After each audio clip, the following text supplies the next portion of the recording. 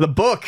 Yeah, the book. You got a book out. The N64 guidebook is finally out. Ian, that's your copy. I've got a copy. I was going to, Patrick. Show everyone. Patrick, it's fine. I planned on showing it. It's very heavy, and I'm very tired. I think that just made my back crack. There it is. It's 6.5 pounds. Here's the special edition. I've done a couple other special editions. It's your nice matte finish. Is some spot gloss? Spot gloss. That one's a glossy finish. Glossy finish. No, I was talking about yours. Yeah, I've done matte with spot gloss. Yeah, so the first 2 books I did the same. I did the same thing. It looks really nice. I printed. Thank you, Ian. I printed a lot more of these this time out. David Espinoza. A lot more in general, or just more of the specials? More of the specials. Got it. Because the other 2 sold out so very quickly. The Super Nintendo one sold out within a month. The NES ones took longer to sell out. But Ian, I think there's been a lot of anticipation for this one too, so I think it's going to move. Okay, well, I appreciate that, Ian. So Ian, you know, not want to say unbiased review because he's a little biased because he's known what I've gone through to make the book the past 4 years. But I sent Ian a digital copy of the book, and you know, he looked through it, and you know, it's out. I don't know. You want to start? Yes. So okay. Unbiased. I really enjoy this book for precisely for the reason I don't care for the N64, and I think that's what's unique about this book. When you get into the NES and the Super Nintendo. I don't think there's a whole lot of argument that they are both good systems that were well enjoyed by people. Now, I prefer the Genesis. I didn't have a Super Nintendo growing up, but that doesn't mean that the Super Nintendo is a bad system. There are just preferences. Overall, the Super Nintendo is looked at as a successful system, well-loved, with a great library of games. Same with the NES. That's not the case with the N64. And I'm not trying to... I know people will go to bat for it and this, that, and the next thing, but... I don't like the 64, and in general, I think you would find the idea that the Nintendo 64 had a library that was up to snuff with Nintendo's previous consoles is a highly contentious statement. So with the Nintendo and the Super Nintendo books, you know, it was fun to go through those, but I think a lot of people had the fun. Sure, you're discovering new things, but I think a lot of that stuff was kind of stuff that was known by osmosis. If you were into these games, especially if you got back into the retro collecting scene, you knew of a lot of these games, and yeah, there's discoveries to be made, but you're looking at the opinions and the takes of the people who had written the book, contrasting them with your own. It's a good coffee table book to just open up and flip through, but again, this is stuff that is more well-known. I think the Nintendo 64 is a system that a lot of people don't know. They just don't. Yeah, we talked about the last topic. Those 33 million sales of PlayStation probably had 80 million more. And, you know, if you were in high school at the time it came out, like I was, you know, you all had a friend who had one and you all played the great, you know, multiplayer games. But, you know, the third-party single-player games and the breadth of racing games, you just don't know anything about them. So what I do like about this book in particular is you don't have to buy... If you want to know more about it, you don't have to buy an analog 3D and start picking up the carts or get a ROM cart. You can just sit down and read a book about it. And my buddy Kevin and I talked about this in Japan about collecting in general. There is now books that come out that cover LCD games or that cover drugstore games or that cover... you know, various areas of games, like drugstore toys is what I'm trying to say. Okay. Things that, you know, prior to recently, if you wanted to learn about this stuff, you had to get into the conventions. You had to be in some way, shape, or form a collector of yourself. But these books come out and they give you the information you want. They scratch the itch. You can see the cartridges. You can see the box art.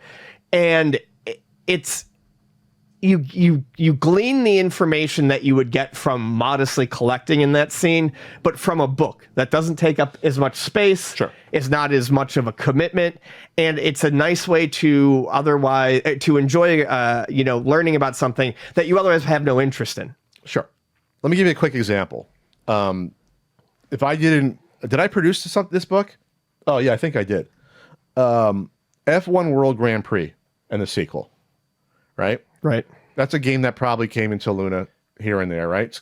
Sure. Handful, all the F1 games except for the really rare one. Well, the sequel only came out in PAL regions. Right. I was going to say, I'm just saying F1 games in general. So that's the point. Before you get the book, you might have you might have heard of F1 World Grand Prix, Right. but not know that Dale, who also reviewed a lot of all the wrestling games in the book, and he did a great job on not all the racing games, but a lot of these like more simulation style like F1 games. He gave it 4 stars. That's a very good rating. Sure. You might have never thought about World Grand Prix, especially if you're in North America, where motorsports is not a big thing. F1 in general. F1 is not big. So something like that, I'd be like, oh wow, let me read about this. And then the sequel, well, it only came out in PAL regions. Interesting. It's still got a good review, but it's a half star less. Why? Like that's something that I'm looking at now, like, oh, half star. And then he gives a reason why.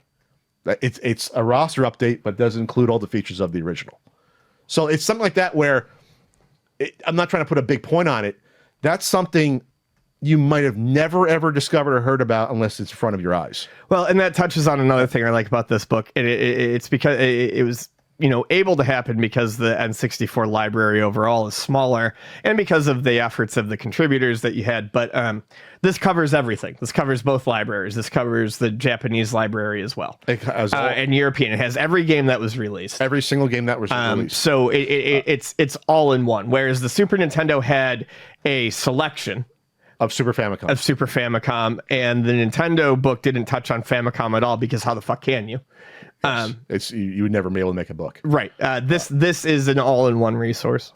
And there's one game per page, so it's more writing per page, and you get all the... the layouts are very pretty. It's a visually easier to take in book. I'm not going to pat myself in the back too much, even though I should for this. But I came up with the layout, and I sent it to a professional to get their feedback, and they said it looks pretty good as is. I wouldn't recommend really changing much. And I'm like, okay. Oh, nice. We're ready to go. And I love the fact that the variant cartridges, there was room for the variant cartridges. Yes, that is something that benefits from the smaller library of the N64 is you were able to include more visual information on the page. So I'll talk about that. Is that unfortunate? That was one of the bottlenecks of the project, was the fact that there was not a consistent source, unlike for NES and Super, that the scans were available like on Nintendo Age and other resources. Would you say it got harder as the books went on? Yes. Less and less available resources? Yes. We always talk about this in terms of like historical information. The NES is by far more is known about in terms of like we'll say pre-90s stuff. Right. And even to the early 90s. More is known about the NES because that was the first major console that people collected for in large numbers. Yes. Obviously, there are people that collect for Atari before that. Those numbers are not the same. Way smaller than NES collectors. So there were scans of like all the NES cards up. We worked on the book over 10 years ago. Super Nintendo was most because there's some more interest in Super Nintendo, but not as much. It wasn't as popular. Remember, NES was 90% of the game market at its peak. Super Nintendo was a lot less than that, and N64 was obviously a lot less than that. So it's dwindling. The video gaming broadened exponentially. So there was not a good source for all the label scans. Like there's some on archive.org. Cover Project is a mess, which I won't get into, but it's not, if you're going to be doing a historical project, you cannot rely on Cover Project because people doctor up the photos. They put their own photo editing, or excuse me, like they'll saturate the images to make it more cleaner for digital. There's no rubric for how it has to be. There's no standard. Yeah. So that was one of the bottlenecks. Blake Dinsdale did a great job. He was also the layout artist I talked about before. He created probably the very first universal N64 label set. We're talking 1,000 labels at least, including all the 400 games plus all the variants. Right. And not all the PAL variants, but a chunk of them. Not all the Australian variants, but a chunk of them. So most games will have 1 or 2 variants, but some have up to 4 on the page.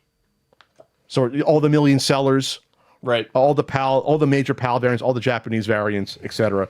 Some of the Brazilian variants, like Beetle Adventure Racing had a name change in Brazil, for example. So, all right, you get a chance to look at the back of the book? That I have not looked at yet, and I apologize, but that's fine.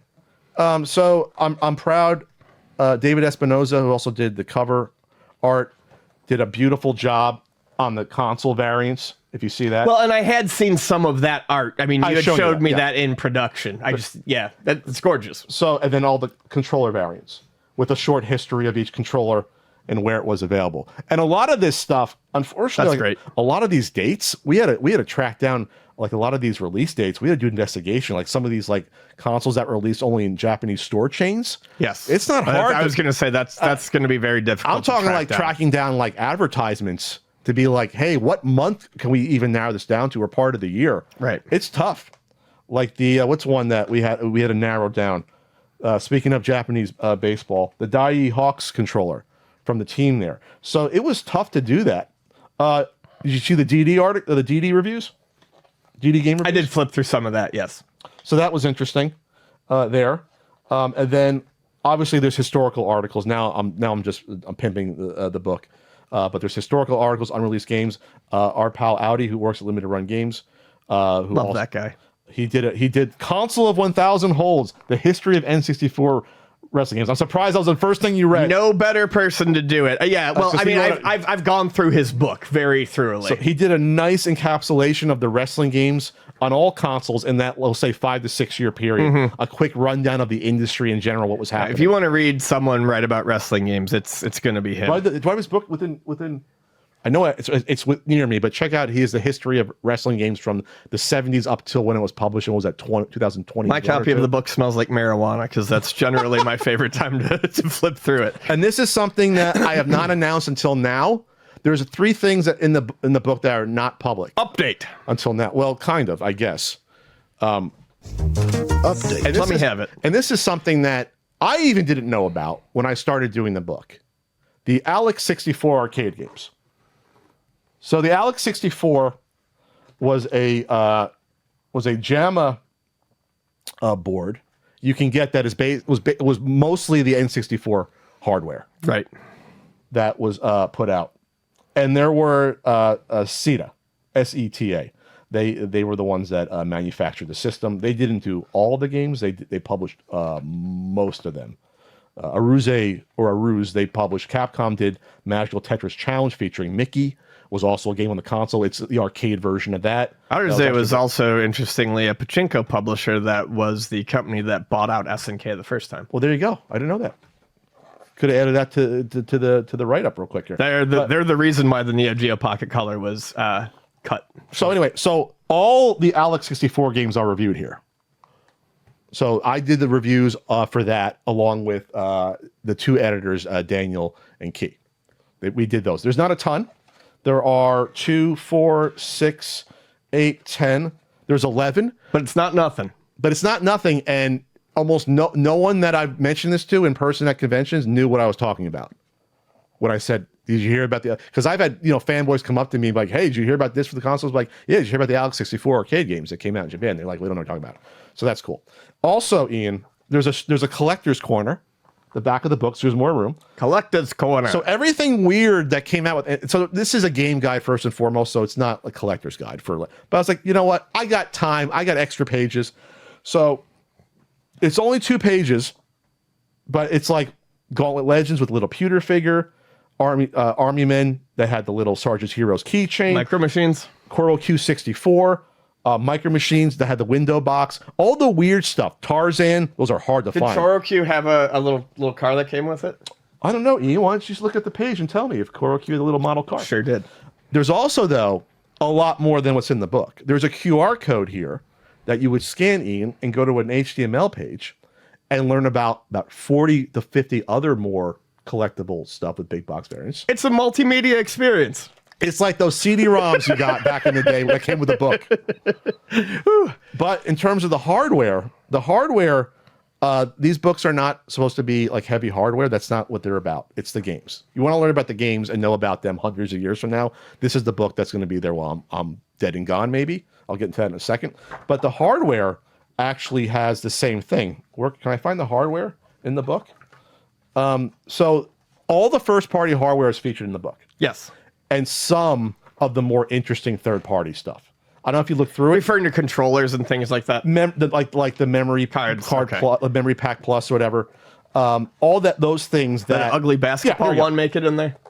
So like the memory card, the Game Shark variant, the Ultra Racer, the glove, the Densher Day Go controller, the Shuriken 64 for you Japanese fishing game lovers out there, the IQ player, the Dance Dance Revolution controller. Why are you looking at me like that? I have a Densha Go controller in the mail on its way to me right now. Oh, there you That's why go. I'm very This excited. book's for you. So they advertised that controller specifically with 3 Japanese fishing games to like as compatible with.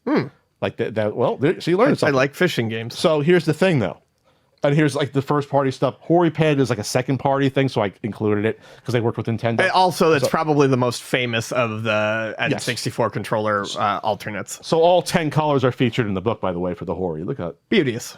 But there's also a QR code for the hardware because Joshua Combs wrote most of the hardware with help also from Daniel and myself for that. They decided they were madmen. They wanted to write about every Nintendo 64 piece of hardware they could find. I'm talking weird controller. I'm talking about those weird backup ones that weren't entirely legal. Mm-hmm. You know, like the CD backup stuff. Yeah, yeah. I'm talking like a Ferrari themed steering wheel that came out in Europe controller, like weird shit like that. Nice. And there's QR code that brings you to over 100 more of hardware, including I think the weird basketball controller pack is in there. The Duke Nukem one, the Goldberg one. I think Those things are so fucking ugly. Well, through the book and the website, which I guess it's a public website, and it's not locked down, but you can discover that as well. So, you have any questions for me about the process, Ian? I mean, you kind of know the hell that I went through. But No, I mean, which is not me saying don't talk about the process. It's just I mean, I know the process through, weekly updates. would you say, Ian, I'm not trying to get you to like bloviate upon the effort. Would you think I put enough care in terms of like making sure I could do this well? I mean, you saw me go through this for 4 years in terms of like what I mean, you killed yourself doing it, so almost. Yes, I would say there was a lot of effort into it. It was certainly the longest project, regardless of library size. I think, one of the things that maybe got you in trouble was you had a smaller library size, so you wanted to do so much more with that library, and that blossomed into a monster of a project. Yes, because then you have obviously then you have more cartridges you have to worry about and things like that, and then there were 20 reviewers roughly. I can look at the number. So the number of reviewers per book is always roughly the same. That's been NES. I think was 13 reviewers or 14. I will say this, and I will take this seriously. There's obviously books like this that will be made and have been made in terms of trying to talk about these games. And I look at myself personally as this is, I'm not trying to sound pretentious. I want to be a caretaker in terms of looking at this material. And I know we talked about the N64 in the past. We always joked, there's like 25 games in the console that people want to play. That's not obviously true. Sure. There are a lot of important third-party games that a lot of people never played that just as much effort and time and energy went into it from the programmers, from the artists that worked on it, from the sound designers, from the people composing the music, to the marketing teams that come up with the goofy characters and things like that. Those, to me, all deserve the same respect, game per game when you're looking at them in a book. So I pride myself, Ian, that the same amount of effort that went into, looking at a popular game like Smash Brothers or Diddy Kong Racing went into looking at Chameleon Twist 2. That went into looking to one of these, these F1 racing games. That went into looking at, Blues Brothers 2000. That went into looking at Fighting Force 64. That went into looking at Fox Sports College Hoops 99. I wanted people to treat every game as deadly seriously as they could in terms of reviewing these. Sure. And not just, you didn't want to treat the system like the joke that it's generally known for by the non-fans. Or treating individual games as jokes. Sure.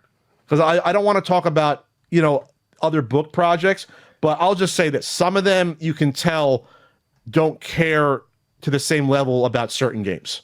Yes. And it comes out in the care and the writing and the attention for that. And I think that's not how you look at a game library. No, if you're looking at a game library, that should be the moment to be like, well, wait a second, is it as bad as everyone says it is? Sure. Like Monaco Grand Prix, that should get the same amount as attention as, Mortal Kombat Trilogy, as NBA In the Zone 99. That's only 2 stars out of 5, by the way. So that's how I wanted to look at the project. And otherwise, I could have put this book out in 2 years. I absolutely could. Ian knows that. A lot of stuff was thrown out. A lot of the label work had to be thrown out. Reviews had to be thrown out. A lot had to be rewritten, re-edited.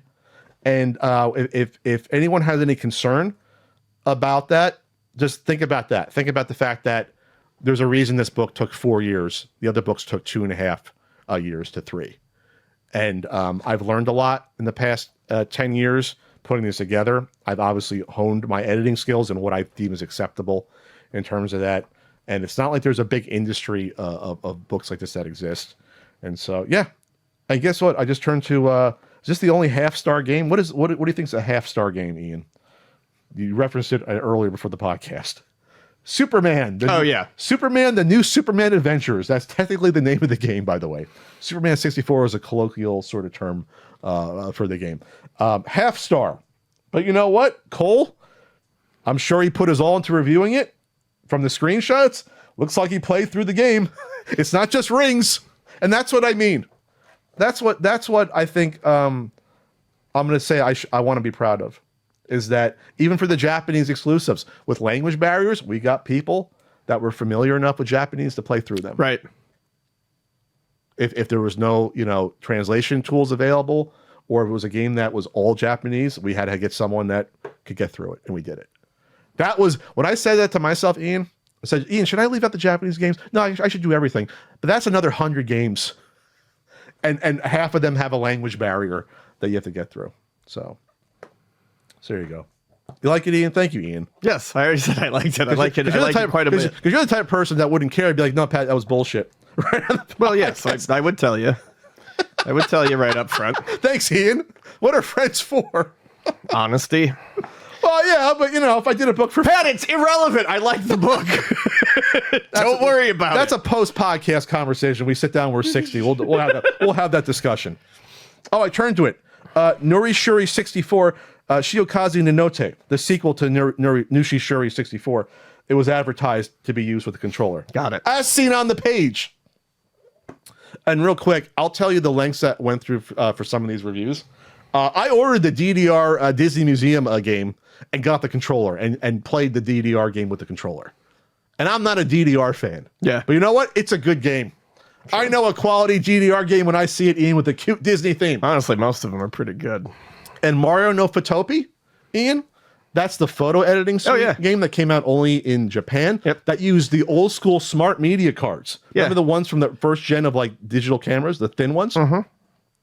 You can't play that with an emulator and get it even close, because how are you going to load up the pictures to photo edit them? Right. There's no pictures, I believe, online that showing this actually being used.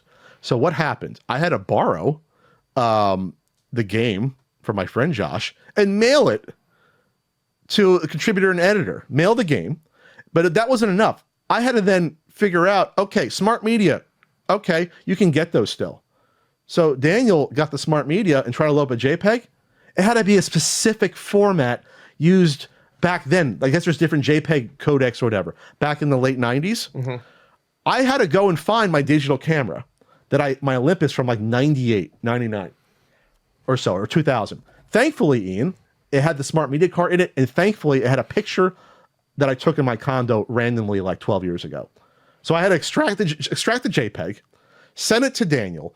He finds out the codec of it, so then he takes new pictures, apply that JPEG codec to the pictures to load onto the smart media card, to put in the cartridge, to then capture it on real hardware and play it so they can review it. That's what we did for that game in order to properly go through and review it, and not just say, oh, it's a creative suite that you can do stuff with. So there's a picture of his cat in the book using the software, and rest in peace, Zelda Kitty, and his newborn. So if I wanted to spit out a book, I wouldn't have gone through all this. That's the point. And if I wanted to make money, I wouldn't have done all this, because there's a lot easier ways to make money. I'll just say that as well. That wouldn't have taken years off my life and killed me having a social life. So there you go, Ian. Any last thoughts on it? No, I have a couple smart media cards. I was just thinking about that. Is that why you drifted on thinking about smart media cards? I was thinking, yeah. I was like, I had to look them up, and I was like, oh no, I have a couple of these because some synthesizers use them. So the good news is that the pre-orders at this point are like 95% fulfilled, either in people's hands or are sent out. and we're almost out. By the time you see this video, we might be in non-pre-order mode, and we flip the switch, and it's, orders going out quicker to everyone after that. So thank you everyone for your support, and I'll see you at conventions selling it over the next year. Go flip through it. UltimateNintendo.com.